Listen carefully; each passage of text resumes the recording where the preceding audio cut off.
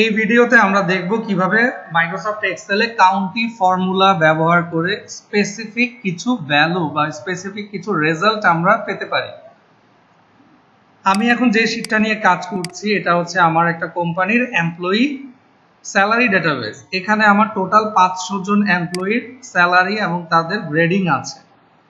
তা আমি এখন চাচ্ছি যে আমি দেখার জন্য যে আমার এখানে কোম্পানিতে 500 জনের মধ্যে টোটাল 5 লাখ টাকা বা তার চেয়ে বেশি স্যালারি ড্র করে কতজন এমপ্লয়ি, এটা যদি আমি এখন জেনারেলি খুঁজতে চাই সেই ক্ষেত্রে আমাকে ফিল্টার করে সর্ট আউট করে দেখতে হবে। তা আমি চাচ্ছি না এখন ফিল্টার করতে বা আমার এত সময় হয় না সব সময়, আমি চাই যে খুব দ্রুত যেন আমি এটা দেখতে পারি। তো এই জন্য আমি এখানে উপরেই একটা ফরম্যাটিং করে রেখেছি যে আমি যেন এখানে আমার ডাটাবেজে যে কোনো কিছু আপডেট করলে যেন এখানে অটোমেটিক্যালি আমার রেজাল্ট চলে আসে। এটা আমি কাউন্টিফ ফর্মুলা ব্যবহার করে খুব সহজেই করতে পারি। আসুন আমরা একটু দেখি কিভাবে আমরা কাউন্টিফ ফর্মুলাটা ব্যবহার করব। তা আমার প্রথম ক্রাইটেরিয়াটা আমার হচ্ছে আমি দেখতে চাচ্ছি যে আমার এই ডাটাবেজে টোটাল 5 লাখ টাকা বা তার চেয়ে বেশি স্যালারি পাচ্ছে কতজন। তাহলে আমি এখানে ব্ল্যাঙ্ক সেলে আমি ফর্মুলা টাইপ করি, ইকুয়াল দিয়ে আমি ফাংশনটা লিখি CountIF। CountIFটা লিখে আমি ব্র্যাকেট ওপেন করি। এখন আমাকে যেটা বলতেছে রেঞ্জ দেওয়ার জন্য। আমি দেখতে পাচ্ছি আমার এখানে গ্রস স্যালারির আন্ডারে আমার টোটাল স্যালারিটা দেয়া আছে। আমি রেঞ্জটা সিলেক্ট করে দিলাম। রেঞ্জটা সিলেক্ট করে আমাকে এখন দিতে হবে কমা। কমা দেওয়ার পর আমাকে বলতেছে ক্রাইটেরিয়া দেওয়ার জন্য। তো কাউন্টিফ ফর্মুলাতে আমরা ক্রাইটেরিয়া যখন বসাবো, ক্রাইটেরিয়া বসানোর জন্য আমাদেরকে ইনভার্টেড কমা দিয়ে শুরু করতে হয়। ইনভার্টেড কমার মধ্যে আমি এখন ক্রাইটেরিয়াটা দেই। আমার ক্রাইটেরিয়া হচ্ছে 5 লাখ টাকার বেশি, তাহলে আমি দিব গ্রেটার দেন, অথবা 5 লাখ টাকা সমপরিমাণ, তাহলে আমি দিলাম equal to. That means 5 lakh টাকার অধিক বা 5 লাখ টাকার সমান, তাহলে আমি এখন টাকার অ্যামাউন্টটা আমি বসিয়ে দিই 5 লাখ। যেহেতু আমি ইনভার্টেড কমা দিয়ে শুরু করেছিলাম, আমাকে ইনভার্টেড কমা দিয়েই শেষ করতে হবে। আর আমরা জানি এক্সেলে যে কোনো ফর্মুলা ব্র্যাকেট দিয়ে শুরু করতে হয় বা ব্র্যাকেট দিয়ে শেষ করতে হয়। তা আমি এখন ব্র্যাকেট দিয়ে আমার ফর্মুলাটা ক্লোজ করি। আমি আবার একটু দেখাই। কাউন্টিফ ফর্মুলায় প্রথমে আমাকে রেঞ্জটা সিলেক্ট করতে হয়েছে, যেটা আমি সিলেক্ট করেছি।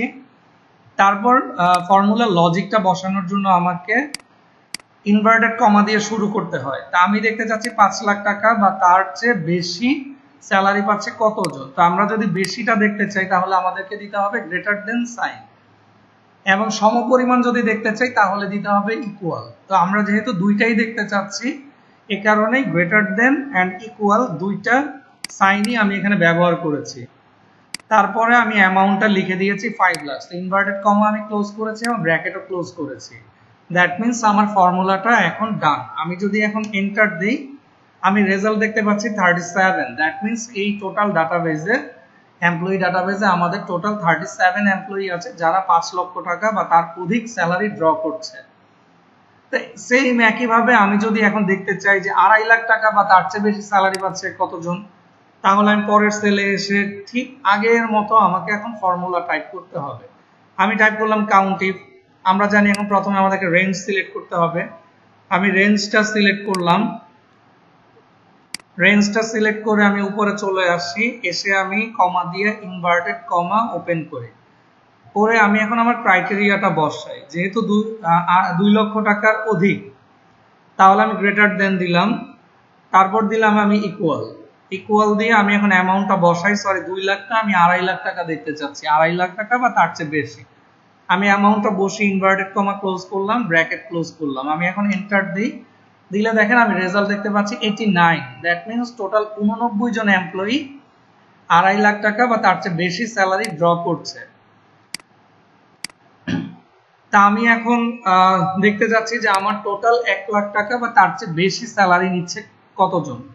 তা আমি এই সেলে এসে এখন আমি আবার ফর্মুলাটা দেই কাউন্টিফ, ব্র্যাকেট ওপেন। আমি এখন রেঞ্জটা সিলেক্ট করি। রেঞ্জটা সিলেক্ট করার পর আমি কমা দিই।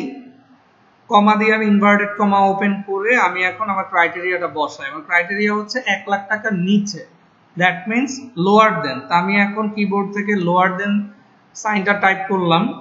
টাইপ করে আমি এখন ভ্যালুটা বসাই দেই 1 লক্ষ টাকা। আমি এখন ইনভার্টেড কমা ক্লোজ করি, ব্র্যাকেট ক্লোজ করি, করে আমি এন্টার দিই, দিলে আমি দেখতে পাচ্ছি টোটাল 148, দ্যাট মিনস 148 জন এমপ্লয়ি 1 লাখ টাকার নিচে স্যালারি ড্র করছে। এখন আমি একটু এখানে একটা র্যান্ডম একটা ভ্যালু আমি চেঞ্জ করে দেই, যেমন মোহাম্মদ ইরফান সুলতান, আমি তার এখন ভ্যালুটা চেঞ্জ করে দেই, 10 লাখ টাকা থেকে আমি এটাকে বানিয়ে দিই 1,60,000 টাকা। 1,60,000 দেওয়ার পর দেখেন আমার এখানে ডাইনামিক্যালি ডাটাগুলো চেঞ্জ হয়ে যাচ্ছে। আমি 10 লাখ টাকাকে বানিয়ে দিই 3,50,000, দেখেন আমার 5 লাখ টাকা বা তার বেশি যেই ডাটাটা ছিল সেখান থেকে 36 থেকে 35 হয়েছে।